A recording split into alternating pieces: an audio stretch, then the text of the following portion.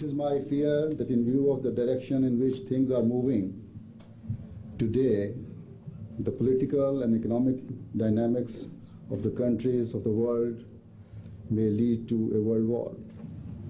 Therefore, it is the duty of the superpowers to sit down and find a solution to save humanity from the brink of disaster.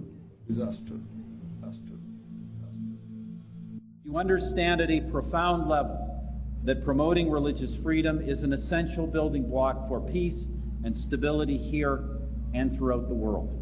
In this we are allied with His Holiness, a courageous champion of religious freedom and of peace. Allah ilaha illallah wahdahu la sharika lahu.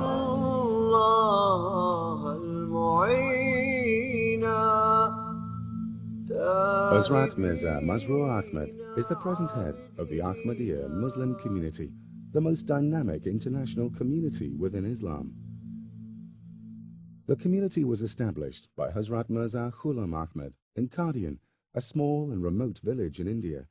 He claimed to be the expected reformer of the latter days, the one awaited by all major world religions. Founded in 1889, the community has continued to spread throughout the world, flourishing under Caliphate, the system of spiritual leadership established after the demise of the Holy Founder. The current successor of this movement, Hazrat Mirza Masroor Ahmad, continues the work of the Holy Founder to revive the spiritual and moral state of mankind. The movement embodies the benevolent message of Islam in its pristine purity, a movement that preaches peace, universal brotherhood, and submission to the will of God. Ahmadi Muslims have earned the distinction and reputation of being a law-abiding and peaceful community. Within a century, the movement has reached all the corners of the earth and has been recognized and praised by the global community. Love for all, hatred for none. Those words from your third Khalifa are more important, more crucial, more essential today than they have ever been. And of course, the Ahmadi have always practiced this peace-loving philosophy. I am gladdened and inspired by the fact that the Ahmadis not only preach a message of love, friendship and understanding, but practice it fully in the way you include and invite others to share your gathering. An injunction to love all and to hate none is the avowed guiding principle of the Ahmadi life. I would thank you also that you have stressed the importance of showing that Islam is a religion of peace, not a religion of hate, as it was stated on the wall in the Jalsa. Love for all, hatred for none. I think that is the message that the world really needs. Love for all, hatred for none is the message that we see in this mosque and from the Ahmadiyya Association. Your people have been the leaders in taking the peace movements that one step further. The huge respect we all have, for your work day by day in making a reality of peace and brotherhood across the communities in this country and across the world. Really the message of the Ahmadi, which is love for all, hatred for none, which is a really very powerful message, and it's a very powerful message that you present in the way that you pray and in the way that you present it. The motto at the end of the room, love for all and hatred for none.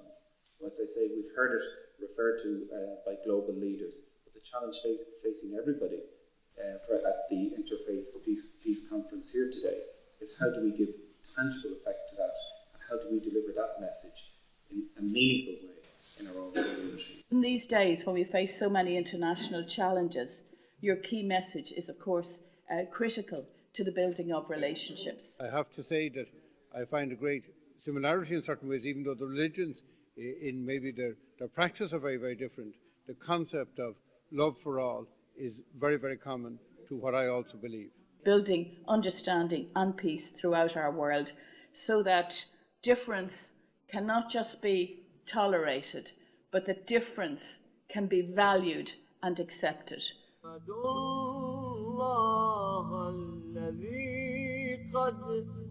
Wherever the movement has been established, it endeavours to exert a constructive influence of Islam through social projects, educational institutes, health services, Islamic publications, and the construction of mosques.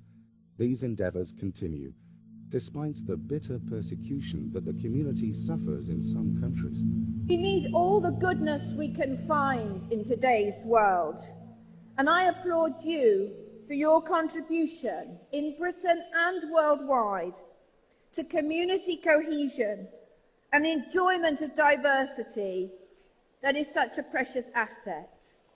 And wherever Ahmadis live in the world, you are renowned for enthusiastically participating in the larger community and peacefully living alongside people of all faiths, languages, and cultures.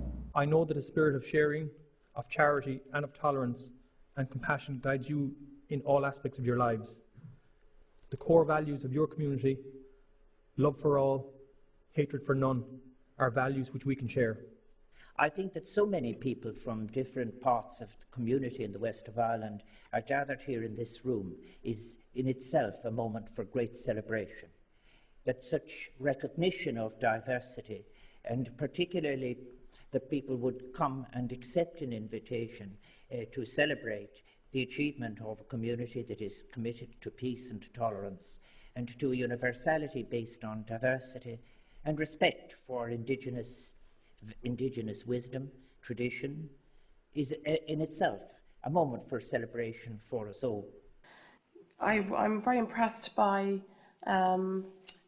the community's willingness to get involved with the local community. I salute your commitment to your faith, to your culture, and your obvious love of that, and the way that you have actually made it so special. I would like to pay an additional tribute to the work being done by Ahmadis in raising standards in Africa, and particularly in education.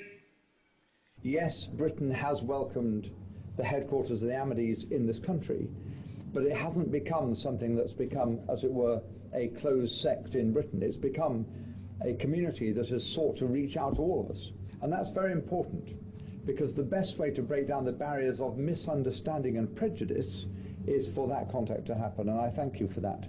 The Ahmadiyyan community contribute hugely to interfaith forums, to the richness of our community, and that is the same that's reflected across our nation. But what I would like to pay tribute to you as well this evening is the contribution that you make to wider society and the important charitable causes that you support, not just for your own communities, but for the wider communities. And that is to be acclaimed, and that is to be applauded. And I admire you for the work that you have done, for sharing your wisdom and your values with us. Your faith is dedicated to serving the society that you live in, and from what I've seen, heard, and experienced from mainstream charities, schools, and churches, your faith and community have contributed in significant ways. I have personally experienced and heard that you have raised tens of thousands of pounds on sponsored walks for children, older people, and people with disabilities.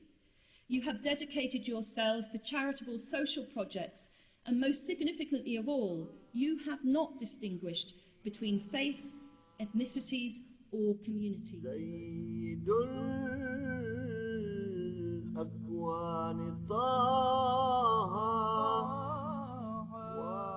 The community's many social projects aimed at helping those in need bears testimony to humanitarian concerns in respect of all human beings, regardless of race, colour, or creed.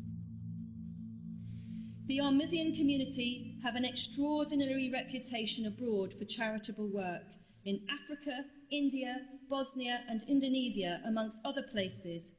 But you'll note your community here too have an extraordinary reputation. You have been generous with your time and resources, and you have made yourselves part of the wider community. The Ahmadiyya community has always been at the forefront not only of helping their own, but actually helping within society as a whole, is one of the reasons why, if I may say to you, your presence in this country has been so beneficial to us. In the past 100 years, you have given so much to the society in the United Kingdom and to societies everywhere globally. You are among those who give and who not only take. You give so much to so many societies that I have seen and felt and listened to and watched. Ahmadis are also renowned for working to serve the greater good through social, health, and educational initiatives as well as mosque projects. Your own work, Your Holiness, particularly in West Africa, is well known, and we heard just now about your attempts to bring water and energy supplies to some of the poorest communities in West Africa. I'm also terribly impressed with your overseas development aid through your Humanity First. The Ahmadiyya community, the mission in Sierra Leone, really they've made a pivotal contribution to the education in our country. You just have to look around wherever you are. We've seen, I suppose, the Ahmadiyyas have come forth and got involved in the community from a charitable point of view, from a outreach point of view. We can see your message, love for all, hatred for none, and it's good to see it in your production and so on. But to actually see it in force, in some small way, that's what they did, and it was very much appreciated. The community was created under divine guidance, with the objective to rejuvenate Islamic moral and spiritual values